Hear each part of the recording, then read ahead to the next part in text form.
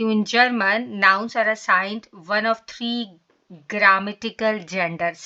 वो कौन कौन से होते हैं? किसी ने हैंड रेज किया था, अब मुझे थोड़ा क्लियर हो जाएगा। जी बताइएगा शब्बीर। मैम देयर दी दास। वेरी गुड ना, मास्कुलिन फेमिनिन और नॉइथर ना, नॉइथर को आप नॉइट्रम भी कह सकते हैं, ठीक है ना, बिल्कुल सही है, वेरी गुड ना, परफेक्ट, ठीक है। तो जेंडर्स हमारे पास तीन होते हैं, तीन ग्रामेटिकल जेंडर होते हैं। अच्छा, यहाँ पर मैंने नॉइट्रम लिखा है, आप हमेशा हमेशा आप नॉइट्रम को जो है वो नॉइटर लिख सकते हैं। याद रखिएगा, जब भी मैं नॉइटर कहूँ उधर मैं नॉइट्रम कह रही हूँ, दोनों एक ही बात है, ठीक है।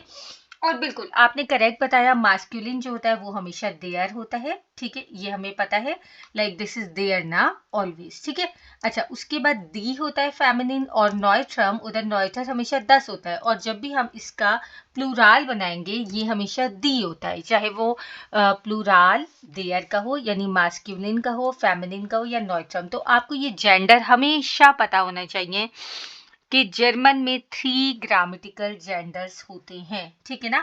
अगर ये आपको पता है तो आप जो है बहुत आसानी से आगे की चीजें समझ सकेंगे, ठीक है।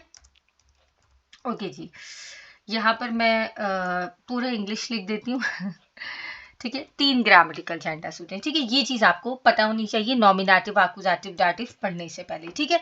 तो आई होप कि देयर, दी, दस ये सबको पता होगा। आज हम बिल्कुल बेसिक पढ़ रहे हैं, तो देयर, दी, दस आप सबको पता है कि क्या होता है ना। ओके, अब मीनवाइल वाइथर मैं आप लोगों को थोड़ा सा बता देती हूँ कि टेबल में क्या होता है, क्या चीज़ें होती हैं। बाकी ये कि मास्कुलिन, फेमिनिन, नॉइटर आपको बहुत अच्छे से पता है, ठीक है ना। एक एग्जांपल इसकी मैं दे देती हूँ, देयर है, जैसे देयर मान, द मैन, ये हमेशा मास्कुलिन होता है। दी फ्राउ हमेशा जो है वो फेमिनिन होगी, ठीक है ना। और वैसे भी हमें पता है कि जो वो मैन है वो फेमिनिन है, ठीक है। Okay, the kind, the child, हमेशा जो चाइल्ड होता है जर्मन में उसका जो आर्टिकल है वो 10 होता है, ठीक है। ओके, एक एग्जांपल मैं आपको और दे देती हूँ, जैसे देयर हुंड होता है, डॉग मास्कुलिन होगा, दी खाच से जो कैट है फेमिनिन है, और 10 हाउस होता है, हाउस जो घर में आप रहते हैं वो 10 होता है, 10 हाउस होता है, दी वोनुंग होता है, ठीक है। तो आई होप कि इतनी एग्जाम्पल काफी होगी, ठीक है। अब नॉमिनेटिव, आकुजाटिव, डाटिव में हमें क्यों मास्कुलिन, फेमिनिन और नॉइटर के बारे में पता होना चाहिए, दैट इज मोस्ट इंपॉर्टेंट। मैं आपसे एक टेबल शेयर करूंगी, ठीक है। ये टेबल बहुत बहुत आसान आपको समझ आएगी, क्योंकि ये बहुत सारे कलर्स में है ना, इसमें बहुत सारे फार्मा है, तो फिर आप बहुत अच्छे से इसको समझ सकते हैं। मैं थोड़ा सा इसको क्योंकि यहाँ पर गिनेटिव है, और गिनेटिव मैंने आपको बताया कि हम आस्वाय में पढ़ते हैं, तो अभी हम सिर्फ 3 चीज़ों पे यहाँ पर फोकस करने वाले हैं। वो 3 चीज़ें क्या है, वो है नॉमिनेटिव, आकुजाटिव और डाटिव, ठीक है। यहाँ पर जो चीजें लिखी हुई है ये इंग्लिश में लिखी हुई है, स्पेलिंग चेक कीजिएगा, नॉमिनेटिव, आकुजाटिव, डाटिव, ये अभी इंग्लिश में लिखी हुई है, ठीक है। अच्छा, M is for masculine, okay, कोई एंटर होना चाहता है, okay. M is for masculine, masculine जो हमने पढ़ा कि वो देयर होता है हमेशा। एफ इज फॉर फेमिनिन, जैसे दी फाओ। एन इज नॉइटर यानी 10, 10 हाउस, 10 किंड। और इन तीनों का जब भी हम प्लूराल बनाएंगे वो हमेशा दी हो जाएगा, हमेशा दी होगा, ठीक है, याद रखिएगा। अच्छा, अब मजे की बात ये है कि नॉमिनेटिव में जो कुछ आपने अभी तक पढ़ा है, जैसे आपने पढ़ा कि मान जो है वो देयर होता है, आपने पढ़ा कि खाट से जो है वो दी होती है, आपने पढ़ा कि हाउस जो है वो 10 होता है, ये नॉमिनेटिव ही आप हमेशा पढ़ते हैं, ठीक है ना। आपने हमेशा जो कुछ पढ़ा है वो नॉमिनेटिव ही है, ठीक है। ओके जी, अब यहाँ पर हम आते हैं आकुजाटिव के कॉलम में। यहाँ पर चेक कीजिएगा, जो मास्कुलिन आपका देयर है, यानी अभी तक आपने उसको देयर मान कहा था, वो आकुजाटिव में देन मान बन जाता है, ठीक है। यानी यहाँ पर चेक कीजिएगा, आकुजाटिव में मास्कुलिन में तब्दीली आ गई है, देयर मान देन मान बन गया है, ठीक है। ओके जी, इसके बाद यहाँ पर दी खाट से, बी दी खाट से ही रहेगी, यानी ये सेम है, इसमें कुछ भी चेंज नहीं है। दी फाव जो है वो दी फ्राउ ही रहेगी, उसमें कुछ भी चेंज नहीं हो रहा है, ठीक है ना, सेम है। यानी हम ये चेक करेंगे कि नॉमिनेटिव अगर दी है तो वो आकुजाटिव में भी दी ही रहेगा, ठीक है। यानी फेमिनिन में भी दी रहता है, प्लूराल में भी दी रहता है, ठीक है। आप नॉइटर की बात करें, नॉइटर में 10 हाउस है, वो 10 हाउस ही रहेगा, ठीक है। इसका मतलब है याद करने का सबसे आसान तरीका ये कि जो चीजें आपने नॉमिनेटिव में याद किया था, देयर, दी, 10 और प्लूराल दी, वो हर जगह सेम रहेगा सिवाय आकुजाटिव के। सिर्फ आकुजाटिव में वो देन बन जाएगा, बाकी चीजों में देखें कोई भी तब्दीली नहीं आ रही है, ठीक है। यहां तक समझ आ गया आप लोगों को? थम्स अप दे सकते हैं आप हमेशा। ओके, सबने थम्स अप दिया सिवाय सदाकत के। जी सदाकत कोई क्वेश्चन है? उधर वो थम्स अप था। ओके, ठीक है, परफेक्ट, ठीक है। अभी हम नॉमिनेटिव से आकुजाटिव तक आए और हमें ये बहुत आसान लगा क्योंकि हमने ये देखा कि नॉमिनेटिव और आकुजाटिव में तो सिर्फ एक ही फर्क है और वो है मास्कुलिन, यानी देयर जो है वो देन हो जा रहा है, देयर मान देन मान हो जा रहा है, देयर हुंड देन हुंड हो जा रहा है, ठीक है। क्यों होता है वो तो हम आगे पढ़ेंगे, लेकिन अभी हमें बेसिक पता होना चाहिए, ठीक है। अच्छा, अभी हम थोड़ा सा और आगे आएंगे, डाटिव में आ जाते हैं ना। डाटिव में चेक कीजिएगा, डाटिव में सब कुछ तब्दील हो गया है, जो कुछ भी हमने पढ़ा था वो सब तब्दील हो गया है, एवरीथिंग। यानी ये हमें याद करना पड़ेगा, ठीक है। लेकिन इसमें जो चीज एक जैसी है वो मैं आपको बताऊंगी। यहाँ पर चेक कीजिएगा, जो मास्कुलिन है वो डाटिव में दैम हो जाता है, दैम, ठीक है। और जो नॉइटर है वो भी डाटिव में दैम हो जाता है। इसका मतलब है कि मास्कुलिन और नॉइटर डाटिव में हमेशा दैम रहेंगे, दोनों दैम रहते हैं, ठीक है। अच्छा, फेमिनिन जो है वो देयर हो जाएगा और प्लूराल जो है वो देन हो जाएगा, ठीक है। ये एंडिंग आपने ख्याल रखना है, ठीक है। अच्छा, ये सारे आर्टिकल्स हमने देखा कि इसमें जो है सिंपल देयर, देन और फिर देम हो जाता है, ठीक है। और फेमिनिन जो है वो दी और फिर देयर हो जाता है। इस तरह से नॉइटर जो है वो 10 रहता है और फिर देम हो जाता है। प्लूराल दी और दी रहेगा और आखिर में डाटिव में वो देन बन जाएगा, ठीक है। अभी तक हमने ये चीजें पढ़ी हैं, ठीक है। अच्छा जी, ये बिल्कुल भी इतना ज़्यादा मुश्किल नहीं है, ठीक है। लेकिन ऑफ कोर्स जो है हमें थोड़ा सा हम इसको बार बार पढ़ते जाएंगे, प्रैक्टिस करेंगे तो हमें याद हो जाएगा। मैंने आपको जो चीज़ें बताई हैं वो डेफिनेट आर्टिकल्स के बारे में बताई हैं, ठीक है। 2 तरह के आर्टिकल्स होते हैं। कौन मुझे बताएगा कौन कौन से होते हैं? auf Deutsch जी, क्या पढ़ा है आप लोगों ने अब तक? बताइएगा बिल्कुल। अरूज बताएंगी पहले।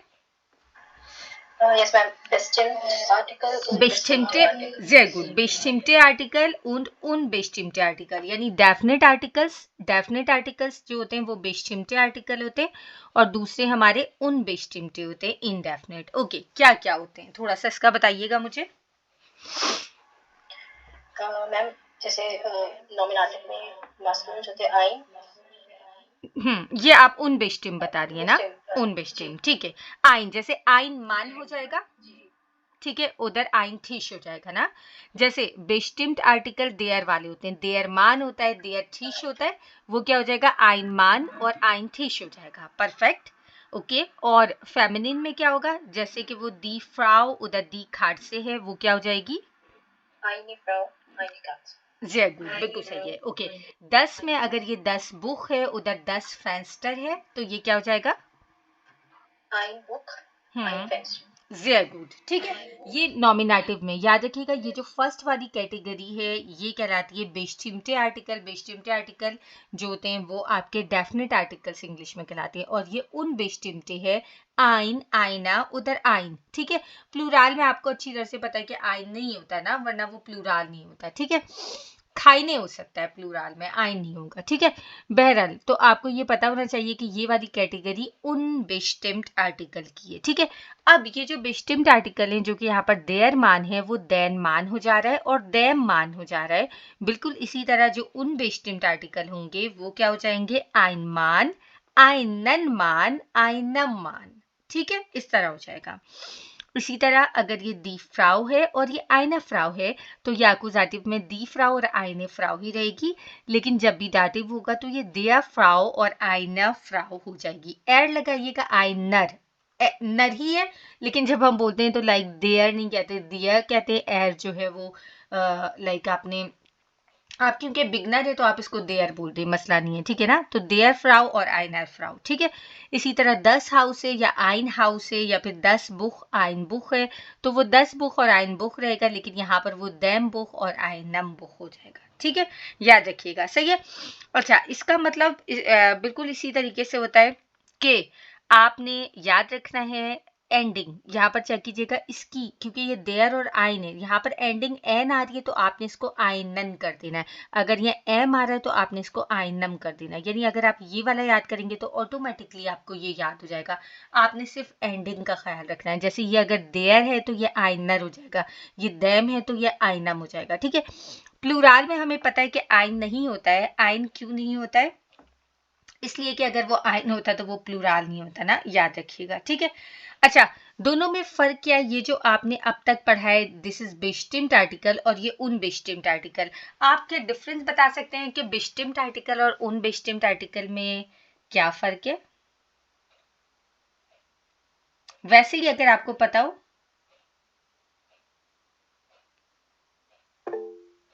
जी बताइएगा सादिया। मैम आर्टिकल्स है ना, एक डेफिनेट है, एक स्पेसिफिक है, जो दी है वो हम स्पेसिफिक उसके लिए इस्तेमाल Sehr करते gut, हैं। बिल्कुल और सही है। आइन आइना जो unbestimmt है वो हम कॉमन यूज करते हैं, sehr gut, बिल्कुल। तो ये जो ein bestimmter Artikel है, der, die oder das wird verwendet, wenn über ein konkretes und bekanntes Element gesprochen wird, ना। यानी इसका मतलब ये है कि ये जो देयर दी दस हम यूज कर रहे हैं, ये रेफर करेगा किसी स्पेसिफिक चीज को। जैसे अगर ये देयर हुंड है तो refers to a specific dog, एक स्पेसिफिक डॉग को रेफर करेगा तो देयर आप लगाएंगे, ठीक है। बट अगर हम उन बेस्टिम्टर आर्टिकल की बात करें तो unbestimmter Artikel wird verwendet, über ein unspezifisches oder unbekanntes Element zu sprechen. जैसे ein Hund रेफर करेगा किसी भी डॉग को, नॉट अ स्पेसिफिक वन, वो स्पेसिफिक नहीं होगा, कोई भी डॉग, ठीक है। तो याद रखिएगा बेस्टिम्टर उधर उन बेस्टिम्टर आर्टिकल में क्या फर्क है, सही है। आई होप कि मैंने आपको क्लियर कर दिया होगा। अगर आप एक याद कर लेते हैं आपको ऑटोमेटिकली दूसरा खुद याद हो जाएगा, ठीक है। ओके जी, थोड़ा सा आगे जाते हैं। अभी मैंने सिर्फ आपको वो चीजें रिपीट करवाई हैं जो आपको ऑलरेडी पता थी, ठीक है ना। आई होप कि ये आपको पहले से पता थी, ठीक है ना। हमने यही पढ़ा अभी तक कि नॉमिनेटिव, एक्यूजेटिव, डायरेक्टिव में हमें ग्रामेटिकल जेंडर्स बहुत ज़्यादा इंपॉर्टेंट होते हैं और हमने उनके बारे में पढ़ा, ठीक है ना। तो अभी तक हमने जो चीज़ें पढ़ी है मैं आपको शॉर्ट बता देती हूँ। हमने ये देखा कि मास्क्यूलिन जो होता है वो नॉमिनेटिव में देयर होता है और वो एक्यूजेटिव में देन हो जाता है और डाटिव में वो दैम हो जाता है। हमने फेमिनिन के बारे में अब तक ये पढ़ा कि वो दी होता है नॉमिनेटिव में, वो एक्यूजेटिव में सेम रहता है, वो सिर्फ डाटिव में चेंज होता है देयर, ठीक है। हमने नॉइट्रम के बारे में पढ़ा कि वो एक्यूजेटिव और नॉमिनेटिव और एक्यूजेटिव में सेम रहता है और वो सिर्फ डाटिव में चेंज होता है। और हमने ये देखा कि मास्कुलिन का जो डाटिव दैम है वही नॉइट्रम का भी दैम है, ठीक है। और प्लूराल भी ऐसा ही होता है। प्लूराल जो होता है वो प्लूराल भी सेम होता है। प्लूराल भी ऑफ कोर्स जो है नॉमिनेटिव में सेम रहता है और एक्यूजेटिव में सेम रहता है, सिर्फ वो चेंज होता है डाटिव में, ठीक है। इस तरह से हमने चीजों को पढ़ा है और आपने आगे से इसी तरह याद रखना है कि देयर देन दैम होता है, दी देयर होता है, दस दैम होता है, दी दैन होता है। तो यहाँ पर आपको खुद ही से पता चल जाएगा कि आप जो पहले बात करें वो आप नॉमिनेटिव की बात करें, ठीक है। मैं शॉर्ट लिख देती हूँ, फिर आप एक्यूजेटिव की बात करें और फिर आप डाटिव की बात करें, ठीक है। ये याद करने का तरीका है, ठीक है ना। हम हमेशा इसको ऐसे याद करते हैं, देयर देन दैम, दी देयर, दस दैम, दी दैन, ठीक है। ओके, ये याद भी हो जाएगा ना। Okay good. वाइटर आते अब हम देखेंगे नॉमिनेटिव क्या होता है, एक्यूजेटिव क्या होता है और बाकी चीजें क्या होती है ना। ये बेसिक है। बेसिक में कोई क्वेश्चन आप लोगों का, कोई चीज अभी तक जो तंग कर रही हो, लाइक आप उसको एब्जॉर्ब ना कर पाए हो, एनीथिंग। ओके, आई होप की चीजें क्लियर है ना। ओके थोड़ा सा आगे आते हैं वाइटर नॉमिनेटिव की तरह ना। नॉमिनेटिव क्या होता है? नॉमिनेटिव जो अब तक आप जितने सेंटेंसेस बनाते थे ना सिंपल वाले, तो वो सारे नॉमिनेटिव ही होते थे। जैसे आप किसी भी चीज के बारे में कहें, आप कहें जबीना के बारे में, जबीना इज लेडिश। लेडिश मीन्स होता है सिंगल ना, तो जबीना इज लेडिश। यहाँ पर सब्जेक्ट जो है, यानी मैं नॉर्मल कह रही हूँ कि जबीना जो है वो सिंगल है या जबीना फरहाइराटेड है, मैरिड है, तो जो जबीना की बात हो रही है, डायरेक्ट उसकी बात हो रही है, तो ये नॉमिनेटिव है, ठीक है, क्योंकि यहाँ पर जो वर्ब है वो आपका नॉमिनेटिव पर डिपेंड कर रहा है, ठीक है ना। तो यहाँ पर इसको हम नॉमिनेटिव कहेंगे। मैं कहती हूँ 10 हाउस इज ग्रोस, हाउस आपका बड़ा है, तो यहाँ पर 10 हाउस नॉमिनेटिव है, यानी डायरेक्टली आप जिस चीज की बात कर रहे हैं वो नॉमिनेटिव होता है हमेशा, ठीक है। मैं इसको थोड़ा सा जूम कर देती हूँ ताकि आपको ज्यादा अच्छा नजर आए। आई होप कि ये क्लियर होगा ना। तो नॉमिनेटिव क्या होता है, Jabeena is lady, 10 house is gross, जिसकी भी इश बिन लैररिन, तो इश जो है वो हमारा जो है नॉमिनेटिव है, ठीक है ना। तो जबीना यहाँ पर नॉमिनेटिव है, 10 हाउस यहाँ पर नॉमिनेटिव है, आप जिसकी बात करते हैं वो जो है हमेशा नॉमिनेटिव होता है, ठीक है। आपने अब तक नॉमिनेटिव ही पढ़ा हुआ है, ठीक है ना, ज्यादातर, और भी पढ़ा होगा लेकिन ज्यादातर। अच्छा, अब इसमें बहुत मजे की बात क्या होती है, कैसे जो है सेंटेंस बनता है। सेंटेंस बनने के लिए क्या चीज इंपॉर्टेंट है, कौन मुझे बताएगा। आपको ये आपने देखा होगा, we खानमान Jats building, okay. Sadia बताएंगी जी, Sadia. Subject sehr gut und und Verb. sehr gut। सुबियक्ट और वर्ब हमेशा इंपॉर्टेंट होता है ना। जब भी आप जार्ट्स बिल्ड इन करना चाहेंगे, सेंटेंस बनाना चाहेंगे, तो आपके लिए सब्जेक्ट और वर्ब इंपॉर्टेंट है, और वर्ब हमेशा subject is conjugating the verb ना, कॉन्जुगेटिंग करेगा आपके वर्ब को ना। अच्छा जी, ये चीज आपने हमेशा याद रखनी है, यानी सब्जेक्ट के लिहाज से आप वर्ब लगाते हैं ना, जैसे इश के साथ बिन लगाएंगे, जबीना के साथ इस लगाएंगे, ठीक है। या आपने इससे पहले इश खौ में पढ़ा होगा, तो आप उसको देखते हुए हमेशा जो है कॉन्युगेशन करते हैं, उधर कॉन्जुगेशन करते हैं, ठीक है ना। अच्छा, यहाँ पर जो सब्जेक्ट है, मजे की बात, सब्जेक्ट हमारा इश भी हो सकता है, ठीक है। मैं थोड़ा सा नीचे आ जाती हूँ, मे बी कि हम ये पेज यूज कर लें। सब्जेक्ट हमारा इश भी हो सकता है, या किसी का नाम भी हो सकता है, यानी जबीना भी हो सकता है, नाउन भी हो सकता है, या जबीना की जगह मैं जी यूज करूं, प्रोनोमन भी हो सकता है, राइट। यानी सब्जेक्ट नाउन भी हो सकता है, प्रोनाउन भी हो सकता है, नोमन भी हो सकता है, और प्रोनोमन भी हो सकता है, ठीक है। सब्जेक्ट याद रखिएगा, सब्जेक्ट के लिहाज से हम वर्ब चेंज करते हैं, यानी अगर इश है तो बिन है, जबीना है तो ईस्ट है, वगैरह वगैरह ना। लेकिन जो हमारा सब्जेक्ट है वो नाउन भी हो सकता है, प्रोनाउन भी हो सकता है, यानी जबीना भी हो सकता है, और जबीना की जगह जी भी आप लिख सकते हैं। और मजे की बात ये कि ये जो नाउन है या प्रोनाउन है, ये सिंगुलर भी हो सकता है, ये प्लूरल भी हो सकता है, यानी हम एक बंदे की भी बात कर सकते हैं और एक से ज्यादा की भी बात कर सकते हैं, ठीक है ना। ये जो है करेक्ट है, सही है, ऐसा होता है, ये आपको पता है, आप सेंटेंस बहुत बना चुके हैं। अच्छा, अब मैं आपको बहुत मजे की बात बताऊं, हमें कैसे पता चलता है कि ये नॉमिनेटिव केस है। हमें इस तरह से पता चलता है कि मैं अगर पूछूं कि ये कौन है, of English, who is this, इस तरह कहूँ ना। असल में मैं अगर बंदे की बात करूं तो मैं जो है who is he, who is she कहूंगी, लेकिन जब हम डॉइच में एक जनरल टर्म करते हैं तो हम दस कहते हैं। मैंने डॉइच में आपसे पूछा वेयर इज दस, यानी ये कौन है ना।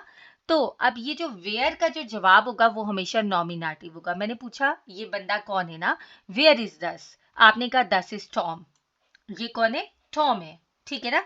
तो यहाँ पर देखें, मजे की बात ये है कि जब भी हम सवाल पूछेंगे पर्सन के लिए, हमें नॉमिनेटिव इस तरह से पता चलेगा कि हम सवाल पूछेंगे वेयर इज दस, तो ये जो वेयर का जवाब होगा, ये जो जवाब है वेयर का, ये हमेशा जो है नॉमिनेटिव होगा, यानी दस इज टॉम, ठीक है। यानी ये जो है नॉमिनेटिव है, याद रखिएगा, ठीक है।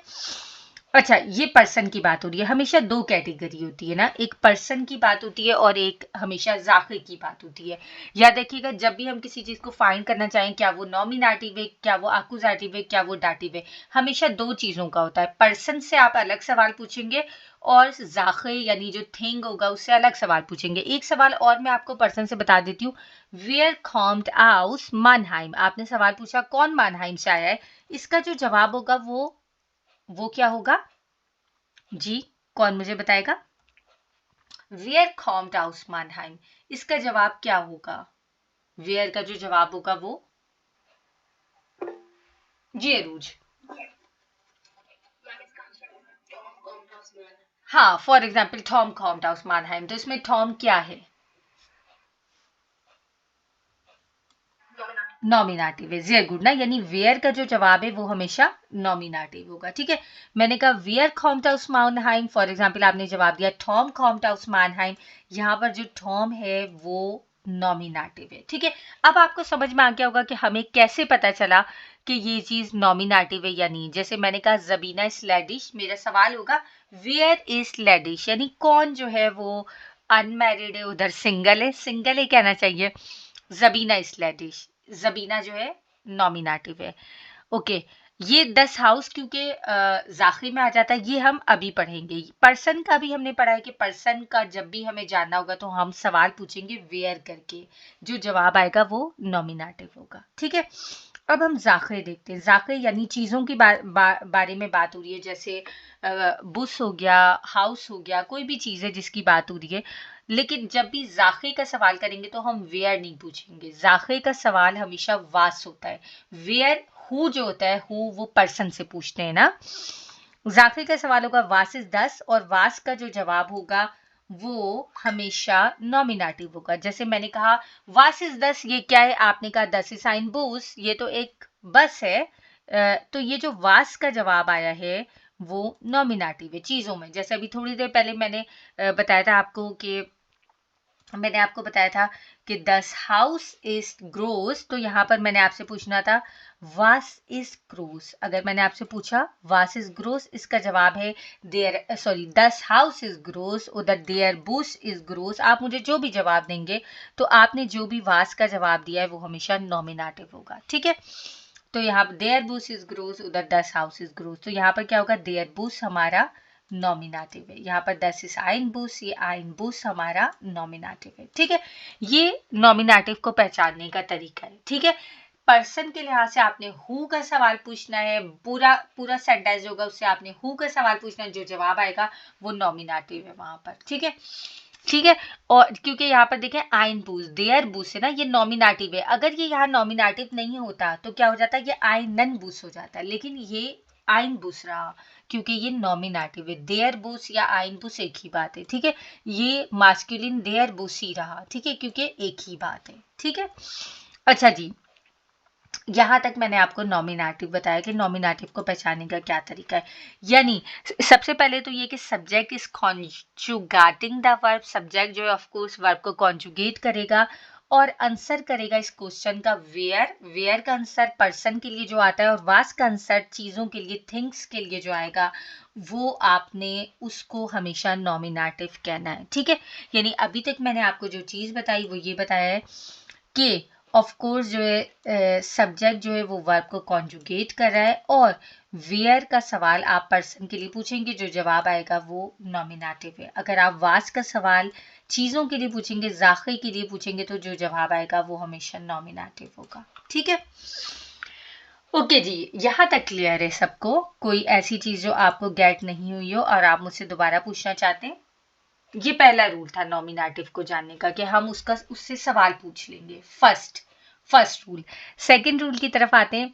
याद रखिएगा कुछ फिक्स्ड वर्ब होते हैं हमेशा, जो हमेशा नॉमिनेटिव ही होते हैं। यानी जब भी वो वर्ब आपके मौजूद होंगे तो आपने हमेशा, जब भी वो वर्ब आपके मौजूद होंगे तो उसके साथ जो सब्जेक्ट अटैच होगा, जो भी सब्जेक्ट होगा उसके साथ, वो हमेशा जो है वो नॉमिनेटिव होगा। ठीक है, जैसे जाइन हो गया, वेयरदेन हो गया, ब्लाइबन हो गया, इस किस्म के जो वर्ब है, यानी जाइन हो गया जैसे इश बिन लैरलिन, तो बिन जहां पर आ गया, बिन क्योंकि जाइन वर्ब है ना, तो बिन जहां पर आ गया वहां पर हमें ये चीज क्लियर हो गई कि इश यानी जो है इश बिन लैरलिन है, तो हमें ये चीज क्लियर हो गई कि ओके जाइन वर्ब क्योंकि बिन है, बिन यहाँ पर आ गया है, इसका मतलब इश जो है वो नॉमिनेटिव है। ठीक है ना, इश क्या है? नॉमिनेटिव। सही है, तो कुछ वर्ब्स आपने हर किसी चीज के लिए याद रखने हैं। आपने नॉमिनेटिव के कुछ वर्ब्स याद रखने हैं, आपने आकुजाटिव के एटलीस्ट 25 वर्ब्स याद रखने हैं बी एंड लेवल तक जाते जाते। और इसी तरह आपने डाटिव के भी 25 वर्ब्स के करीब याद रखने हैं, 20, 25 इस तरह याद रखने हैं, जो आपको पता होने चाहिए कि ये नॉमिनेटिव वर्ब है, ये एक्यूजेटिव होते हैं और ये डाटिव होते हैं। ये आपको बहुत ज़्यादा हेल्प करेगा, ठीक है ना, क्योंकि ये वर्ब नज़र आ गए तो जो भी उसके साथ अटैच होगा नोमन, उधर प्रोनोमन यानी नाउन या प्रोनाउन, वो हमेशा नॉमिनेटिव होगा। मैं आपको यहाँ पर 3 एग्जाम्पल देती हूँ, ठीक है। ये हम सारी एग्जाम्पल एक साथ पढ़ लेते हैं, ये जैसे मैंने आपको बताया है थोड़ा सा सीखने के लिए ना।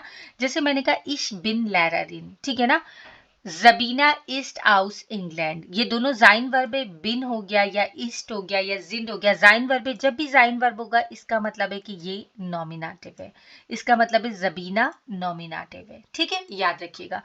वेयर देन थॉम विर्द फुन फुन स्वांसी शारे आल्ट, ठीक है ना, वो 25 साल का हो जाएगा। जब भी वेयर देन आएगा तो उसके साथ जो अटैच है सब्जेक्ट वो नॉमिनेटिव है।